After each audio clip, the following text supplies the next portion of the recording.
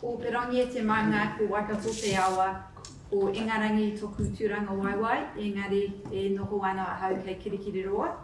Ko Baron raua, ko Willis Howie aki tamariki, ko Sean Howie toku hoatane, ko Michelle toku ingoa, tēnā koutou, tēnā koutou, tēnā koutou katoa. Hi, I'm Michelle.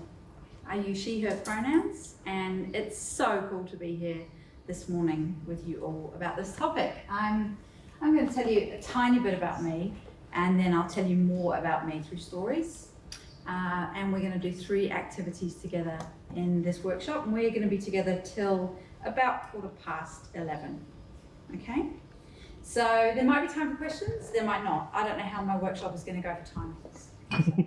Bear with me. I am a parent. I parent 2 little boys.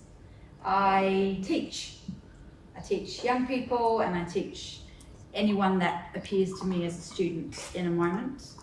I facilitate, and I try and make it easy for people to come together around some shared learning. I coach and walk alongside people if they've invited me to. I manage lots of things. I lead sometimes when I'm in that privileged place to do that. And that has looked really different for me over the years. I'm now like the grand old age of nearly 41, and the way that I do all those things is different now at this age than the way it used to be. More and more, it's coming from a place where I'm pointing people back to what they already know and pointing people to who they actually are, rather than imparting some view of what I think that should be and what that should look like. And that's my own work too, right? So that's a lot of work for me to be managing for myself any given day. I'm really lucky that I get to work with children and young people, and they pick this up really quickly, much quicker than grown-ups. Lots. So I'm really curious to know how this experience of my workshop will be for you. And I've got oodles of space and limitless grace for where you find yourself with what I share with you today. I wonder if it will bring some stuff up for you. Okay? I wonder if it will be an experience. You're gonna learn it and hear it if you're comfortable, so please make yourself comfortable. And I guess park intellect, because some of what I'm going to talk about isn't things that I've really learnt in that classic way. It's been lived, and that's really different, isn't it?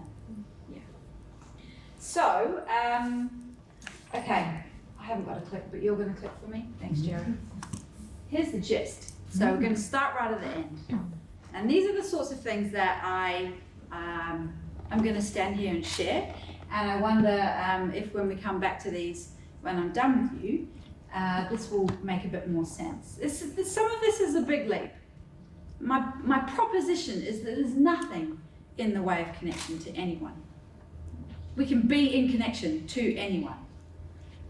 And it can really look as if connecting to certain people is super scary, impossible, difficult, hard, filled with challenges, barriers, don't want to go there, don't want to hear what you've got to say. And it can really look as if connecting to people who are just like you is uplifting and necessary for your life and super easy. And I'm not going to dispute those things. This is a both and situation, not an either or, okay? So the clue here is that we're going to spend a bit of time getting curious about where we think being okay comes from, okay? That's our clue. Right. I don't want you to believe the things I say in the workshop today, because I've asked you to experience it. Here's a really cool way that we describe that with classes. Have you ever chewed grapefruit peel or orange peel? Oh. Yeah? Ugh, someone went, ugh. Yeah, so that's a really distinct flavour, isn't it? So if you had to try and describe that to someone who'd never put a piece of that peel in their mouths, there'd be some like almost you'd need new words to describe that experience. And it would just be easier to pass them a piece of peel and say, here, chew this. Yeah? They have to experience it for themselves. So that's what I'm inviting you to do. Just experience this workshop for yourself. And I have no idea what you're going to hear. And that's also my job to know. So I'm not here to convince anyone of anything. I just wonder if this experience will make something become visible to you. And it's okay if it doesn't. So first we're going to just have a quick word on well-being. This has got animations. Yep. You got this, Jared. So first of all, well-being, if we just pull it apart and switch the words around, it's about being well. Is everyone kind of okay with that definition? The next one is that, of course, well-being has many realms. And I'm confident that a lot of you would have heard of the amazing work by Samason Jury, Tufali Tapafa, definitions of well-being, beyond just physical well-being, beyond spiritual well-being, also encompassing the well-being of our minds and the well-being of our social life and our relationships and whānau. It is a big word for 2020, right? How many times have you heard well-being in a headline? Like, it's huge. It's talked about so much. So we need to also get curious, third one, please. Thank you, about the being part, yeah? So to be in this world is to exist, yeah? To be a conscious person. Here we are, we're alive, we're here, we're alive. So to be it's a huge thing. Now I've taken the liberty of saying what I think well-being is all about. To me, well-being is about being okay with the fact that I'm here, being okay with my own existence. Now, the reason that we need to get super clear on this is because I've talked about getting curious, where does your okayness come from? Okay? And that's why I just wanted to spend a little bit of time on this. And it takes us into our first activity, which I just won't go to just yet. Sorry. The reason it's so important to talk about this stuff is because it's super invisible, okay? It's not just a little bit invisible, it's really hard to nail it down. And it's going to be defined in a completely different way by all of you. The other thing is that I saw the majority of you nod. So to me that points to the fact that we can relate to this. Yeah, it's quite universal. We know that we're part of this with one another. And there's something really beautiful in the design of a conversation around this. It's got an intelligence to it, okay? And there's a resourcing that's already there for us to be able to go into activity 1 and do this. So we're not going to spend a long time on this, but we are just going to spend a few minutes co-creating a definition of well-being for this room today. So you've got a cool journal. You may want to use that. You may just want to be completely chatty and just speak about this. This is totally fine. I'm going to get you to work at your tables, and you're only going to have a couple of minutes to share a few thoughts from people. I want to hear juicy descriptive words, adjectives, that describe your own definition of well-being. That moment when you're okay with your own existence, how would you describe that? What were the characteristics of that? I've never had a whole day of it, by the way. Like, it's fleeting. But it's got a quality to it, yeah? How would you describe that? That's what I'd love you to spend 2-3 short minutes on at your tables. This is our only group activity. The rest will be reflections just for you. And then we're going to make a big definition. Up right? Okay, let's go. Cool. Keep them coming. Inner peace. Inner peace. That's really good. Spark of life. Spark of life. Of life. Nice. Self-acceptance. Yes. Who said that? Oh yeah, lovely. An abundance of positivity. Ooh.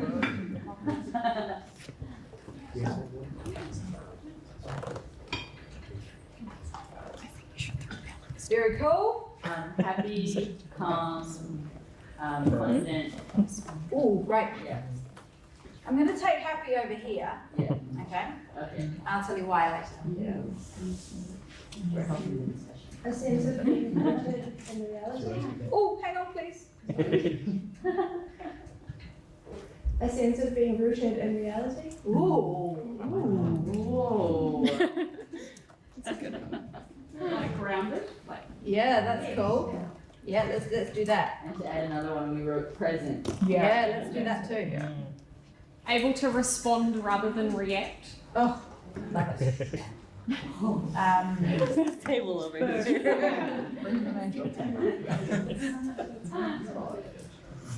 Balance?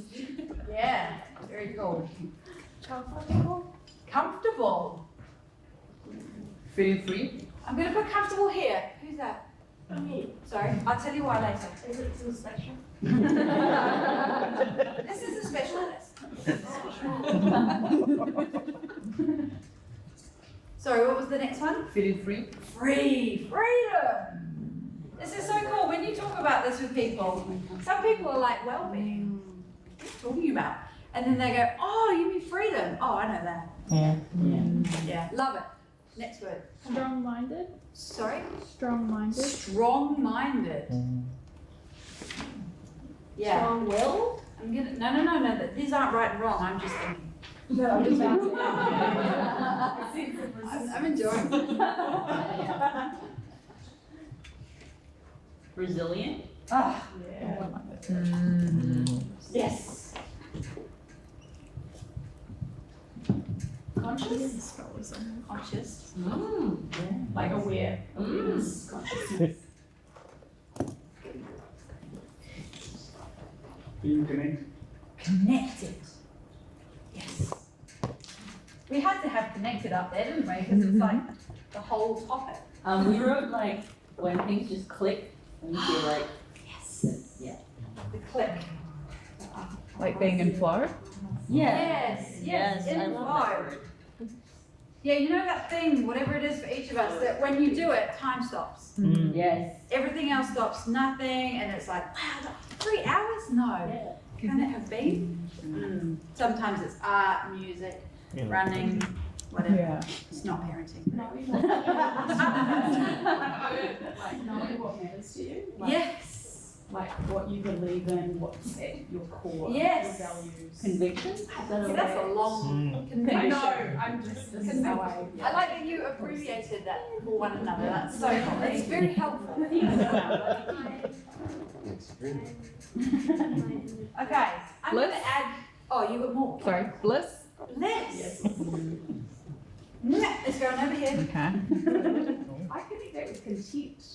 Yep. Content, bliss, like those moments where you're just like lost in the goodness of I put satisfaction up here, or Oh, satisfied.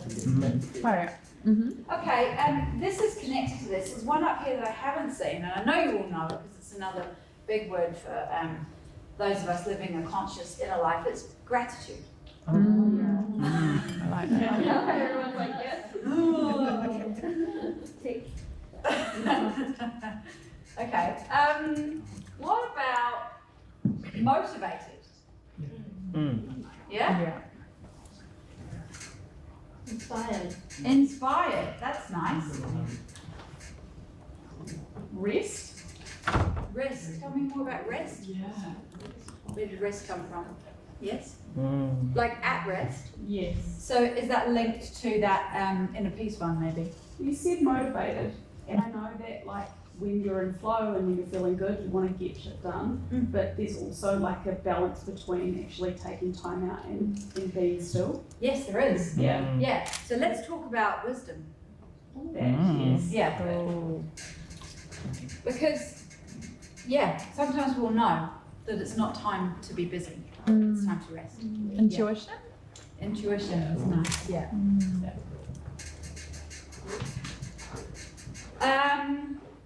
This is a place for me of total safety.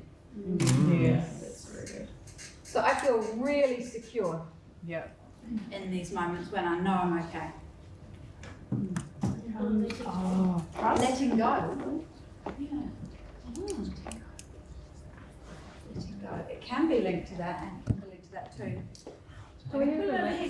Yeah, I'm going to put it over here and explore some of these. Maybe surrendering. Surrender. Yeah, that could be another. There you go. Feeling seen and heard. Yeah, feeling seen and heard. Okay. I'm going to pause you all there. Because that actually, look how easy that was. Every time we do this activity with different groups, you hear versions of the same thing. You know, people can really quickly arrive at a room's definition of well-being. And I've heard it said in some beautiful ways by kids. Kids say, I feel tall. Isn't that cool? Kids say, it's when I don't feel jangly. You know, like, ugh, not that. Yeah? And they just have such a different way of describing this place. But, you know, 99.9% of the time, everyone's had a moment of this. And it's lovely to just register it. Because we so often register the opposite. Yeah? Yeah. And this is known. This is a place. Yeah. So that was a really helpful thing. We needed to do that. Oh, yes? Can I just bounce off what you just said in that feeling? Because I think we've done it, but it's just a feeling of glowing. And it's something that Gemma just sort of said to me, is like, we know each other, and she said, like, I've changed. And I'm like, and obviously there's always the moments, but it's going, I feel like I'm glowing from the inside out. Glow. Yeah. Oh, yeah. I'm gonna look at you later. There's something coming up. That's lovely. It's such an honour to do some sort of co-created definition like that with any group, because I look at it and I see just the universal terms and feelings and qualities that everybody can draw on, and I take that as strong evidence that we're talking about something everyone understands. Okay, I have a clicker now. Gosh, the pressure. So basically, I'm going to talk to you on the next slide about some times in my own life when I didn't know any of this, and this was a conversation that I'd never been part of. And I'm going to talk about what connection used to look like and how connection used to show up for me. So this is the kind of our big sort of curly question. And I mean, I 100% know now that my well-being is innate. And we need to define innate with one another. And we always do that when we're in classes and when we're in spaces with people, because innate's one of those words that's it's lovely, but you know, you might say it in another way. So it means it's built in. Yeah. It means it's default. Yeah. It means it's a word that a way I describe it is that it's stitched into me. Yeah. So it cannot be separated from me. It's natural. Okay. Does that make sense to you? We're okay with the word innate? Yeah. So if well-being is innate, then what does it mean for connecting to others? So when I didn't know this, I was very much about connection, and I've been about community for a really long time. And some years ago, I became involved in a group which was a monthly discussion group for women. And it's called Magnetic Hub, and I talked about it in my TEDx talk, which is funny enough because I would say it so differently. But it was very much about tribe. It was very much about community.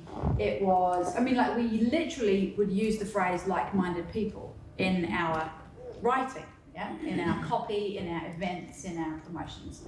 And I found a place in that group, and then I became really involved in that, and I ended up leading it and taking it forward myself for a couple of years after the woman that began it moved on and moved overseas. So it was a big part of my life for quite a long time. And I found a lot of security in those discussions, and then I found my facilitator feet in leading other women around discussions each month. And it was really interesting because it would go well when there was harmony, and then when there'd be like a thing sometimes. And then it would be like, oh, everyone's wobbling. Oh my goodness, I have to hold everyone together around this thing and manage this difference of opinion, or this one member who's shown up in a certain way tonight and it started a thing. And it got me really interested, but it was a lot of work. It was a lot of that managing, yeah. Because I could feel that the group wasn't okay with that difference, right? Do you know what I mean? Is that making sense? We had incidents where like two women just had this thing one evening and it was just not great. One chose to share in a way that wasn't very helpful and the other took great offense to that, and it was like a whole thing, and they both ended up deciding not to come back and didn't continue being part of the group. And I could feel the relief from the remainder of the group, you know? Like, oh, glad we don't have to deal with that now. You know, people's perception that, you know, more like me is easier. Yeah. It was so curious to me. I didn't know that I was curious about it at the time, but at some deep level, I could feel something here, Michelle. What's going on? And as I became more and more involved, I got restless. I got restless with, let's talk about imposter syndrome again. And, you know, don't get me wrong, they're great conversations, but I wanted to talk about harder stuff. So I started setting the topics and bringing people together around big things. And people left. You know, it got smaller. Some people joined and they found that interesting too. But I was definitely in a space where I was noticing connection and people's perceived difficulties with connecting with others. So it's all over now, by the way. Magnetic Hub is no more. Here's another question for you. What gets in the way of connection? This is where I started to get quite curious. And here's a story for you about early years parenting. So my boys are 9 and 7 now. And my youngest, when he was tiny, I don't think he'd even been born yet, we started at Play Centre. Anybody heard of Play Centre? Did anyone go to Play Centre? It is like such a Kiwi thing. I mean, being from England, it's not a thing in England, but it's so cool, Play Centre. Anyway, I dove right in. I was president. You know, our Play Centre went through Eero. Anyone know about Eero? It's so huge. Like, there was so much work. And I could see that there was some stuff going on in this time of my life. I was pouring hours of, you know, young family life into Play Centre, like meetings that would go on to like 11 p.m. with a whole bunch of tired mums trying to decide, you know, what colour to paint the fence and, you know, like policy review and preparing things for Eero and consensus decision making, which is beautiful but was also hard. And it was a lot, and it was intellectual, and I felt visible again. So I was like, there's that thing, I'm going to go over there and do all that work where I'm really, really productive and I'm getting lots done and I'm really useful to people, and this is a great cause and this is so worthy. And do you know what I did to myself? Here's my first prop for the day. I chained myself. I made an attachment to where I thought my well-being might be found. And I went, it's over there, so I'm going to attach to that. And it was being useful to other people. And it was being super productive and getting a lot done. And it was being part of something bigger than just me. It was like bigger community purpose. And I formed a false attachment in my life. Because I thought that's where I'd be okay. I thought that's what it took. And I didn't know that that's not what it takes. I didn't know that I was okay. And it was a really interesting time. It got in the way of far more important connections. Because guess where I wasn't when I was at Play Centre? I wasn't present with my children. I wasn't at home with my husband. I was at Play Centre. Or even when I was at Play Centre, I was not there. I was in the office, photocopying something, making another resource, building a community, encouraging other mothers. I wasn't actually connected to the most important things in my own life. So I'd gone looking for it. And it's so human. So I really wanted to tell you those stories, to normalize it. Is this making sense for anyone else? Yeah, like it's such a human life. Like this is what we do. It's okay. It's not wrong. This isn't about good, bad. This isn't about right, wrong. There's no shortcut to Zen life at the end of this workshop, sorry. This is just how life works. It's compelling to think that it's over there somewhere else and you've got to go find it. So, Another prop that I want to just show you quickly is this beautiful little snow globe. So the snow globe represents us and our lives, and when we use it to teach, it really helps us to get clear that, you know, when the water's calm, you can see through to your okayness, to your well-being. Yeah, it's in there, and inside that little character, there's words that you guys already said. There's peace of mind, there's resilience and love and wisdom and gratitude and security and kindness and hope. That's an important word that we didn't write up. Hope. Okay? This deep sense that I'll be okay. Now, that's a cool thing when the water's clear. I can see that, I can feel it. You told me that you know it too, yeah? But hello. This is my life. Yeah? And when this happens in my world, I can't see that anymore. Yeah? It's covered up. It's a glitter storm.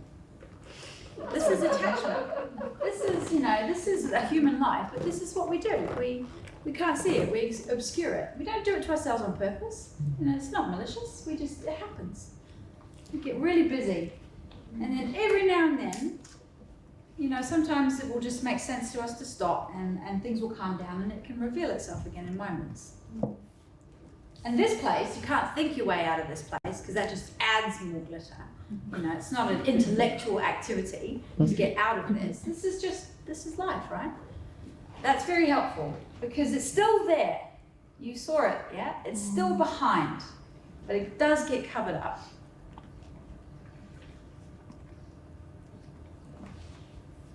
Before we get into another activity in a little while, I need to tell a really powerful story about Nelson Mandela. Because if well-being is innate, and if I've said that it's completely universal, then it's helpful to hear about some people who actually know this. So, you've all heard of him, yeah? Nelson Mandela, big figure. He had an extremely challenging part of his life where he was imprisoned on Robben Island for his political views and for the part that he was playing in trying to take South Africa to a whole new place. When he became president of South Africa later and he was released from Robben Island, there's a really powerful story about a lunchtime experience that he had. So he was out in town and he had his sort of bodyguard crew with him and they chose a restaurant to stop and get some lunch. And they went into the restaurant, they ordered their food and they were just hanging around, waiting for their food to be prepared. And as they chose a table to sit down when their food was ready, Nelson Mandela asked his bodyguard to go over to a different table and invite a man there to join them. And his crew, you know, did that, and this other gentleman came and joined them at the table, and he already had his food, and he was asked to bring it over and share the table for their lunch. Now, everybody noticed that this man was really nervous. He was very, very quiet, didn't say anything to them. He was trembling. He ate his food really quickly and then he just got up and left the restaurant. And they all thought that was strange. So they said to him, Nelson, why did you ask that man to join us? He had nothing to say and we're just wondering, do you know him? Is he ill? You know, is his shaking due to some sort of illness? Were you expressing something to this man? Don't think he heard your message. And Nelson said, no, I know that man. It was really important that he came to our table and shared lunch with us today. That man used to be a prison guard on Robben Island. And I know him well. He was the kind of person that would take me back to my cell after torture sessions. And after I had been subjected to hours and hours of torture, I'd be very thirsty. And I would ask for water.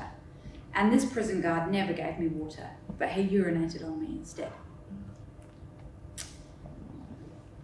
And they were just amazed that Nelson could show this much compassion and invite the man to eat beside him. It's because he knows this, he knows. He knows that there's nothing to be gained down that revenge path. He knows that inside of him, he can access all of that. This other man's actions from the past have got no power over him now. They're done. And he knew that the path he wanted for South Africa moving forwards was one of peace and one of kindness to one another. And so he was modelling that in that moment. Absolutely remarkable. Totally blows me away. He knew this. This isn't new stuff. This is ancient. So for the lady at the back glowing, check this out. Underneath the anger, the fear, the despair, under our brokenheartedness, there's a radiance that's never ever been harmed.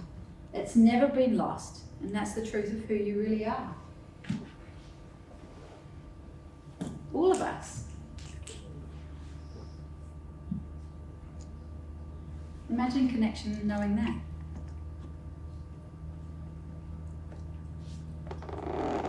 But it can be really hard to feel it, right? I don't want it to be some sort of, just do this and it's not like that for me. It doesn't show up for me like that in each and every day of my life. Because we have to get really clear about what we do that covers up that well-being. What happens that covers it up? It's not even conscious.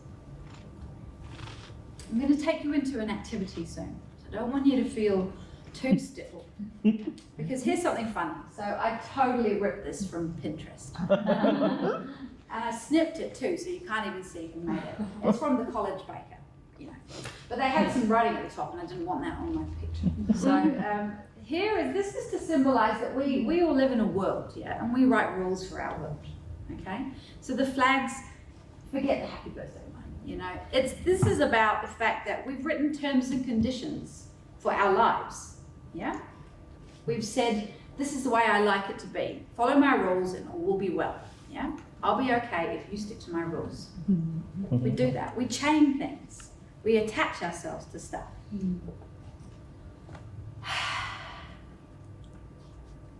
It's quite big. It's so innocent. So innocent. I used to do this heaps. I used to think I need to be doing all these sorts of things and then I'll get my well-being. And I've noticed, if I did those things, I would appear to be, more of that. And then, of course, naturally, I'd forget to do those things. And when I didn't do those things, it would seem like I had less of that.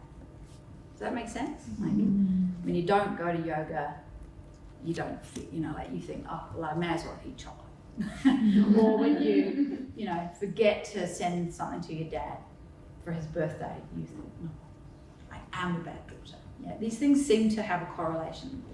And so what was the common denominator in all of those experiences? It was me. I felt like, oh, it must be me that's no good at this. I'm wrong. I'm not. I'm doing it wrong. And that's just not true. It's just not how it works. It's all a big, amazing illusion.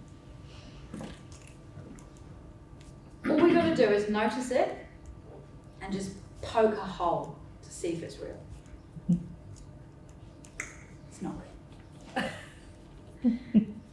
So I do want you to just take a moment. We'll put some music on if we can, Jared, when we get a chance. Yep. And I do want you to have a think about a second activity. No need to share after this one. I know this might be one where you just want privacy. I want you to think about what are the rules for well-being in your world. Here's some examples to get you started. Take your time with this. We are doing fine.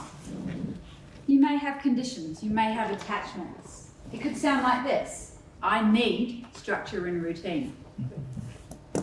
I feel good when I get it right and I don't mess up. That's my one. I need to feel popular and included to be okay. This is another one of mine. I need everyone I love to be happy and healthy. So big. I can tell you lots about my youngest son, but we don't have time. Take a big breath and just spend a few minutes on this for you. If you don't want to write, that's totally fine as well. We'll play some music. Use your journal.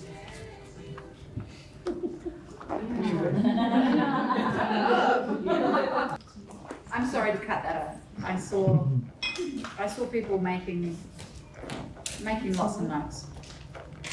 So thanks for finding some room for yourself in that activity. I hope it was a helpful thing to think about. Because this is the truth of it, right? When we've got rules for well-being in our lives, you know, sometimes people and situations won't stick to those rules, okay? That's just going to happen, isn't it?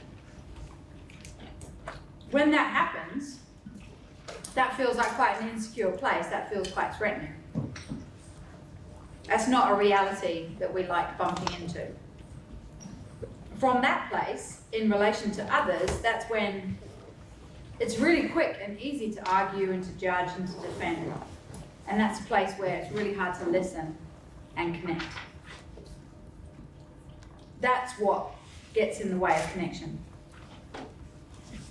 It's when we really innocently have written rules for our well-being in our lives.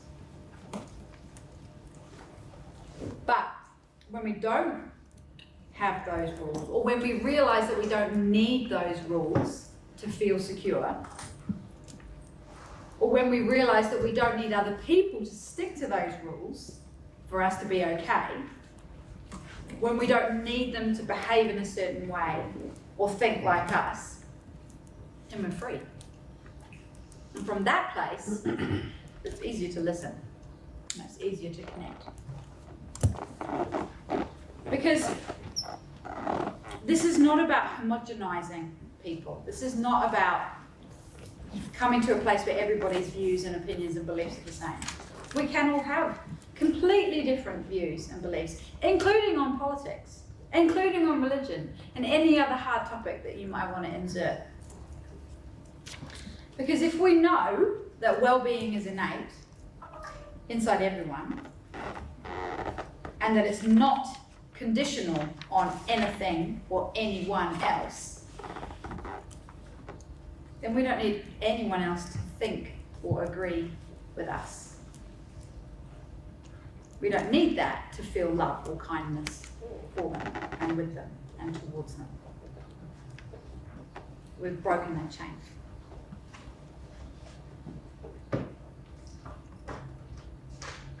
So the gist. I'm taking you towards the wrap up, but I've got one more nice activity for you, which will be uplifting, I promise. Okay, well-being is innate to all humans. You cannot damage it, lose it, or break it. That gives me so much peace of mind. To know that I can't muck it up when it feels like there's so many other things in my life that I do definitely muck up. To know that I can't break my well-being, that's cool to know. If we don't know this or we forget this, of course it looks like well-being is coming from something else, or it looks like we'll go find well-being somewhere else. And the things might even be able to threaten our well-being, but that's not how it works. Humans are wired to connect. Borrowed that directly from my TEDx talk. But nothing's in the way of connection to others. Nothing's there.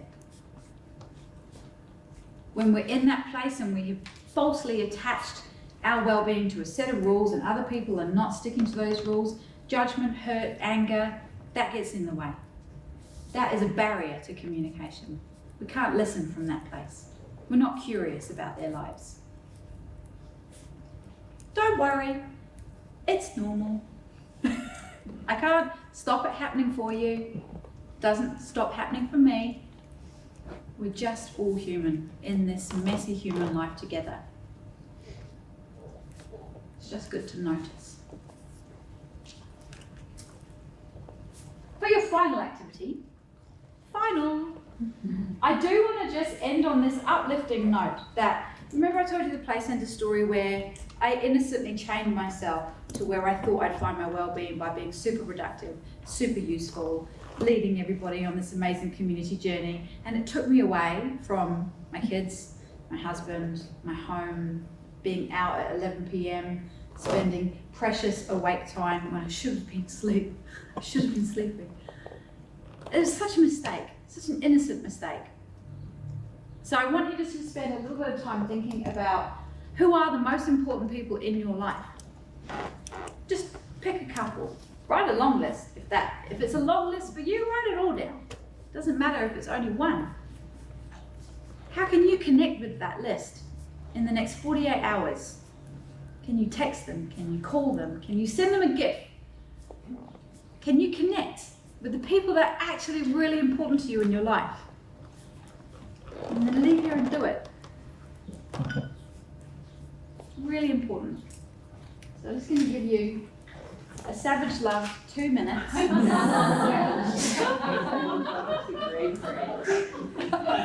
Thank you, Travis.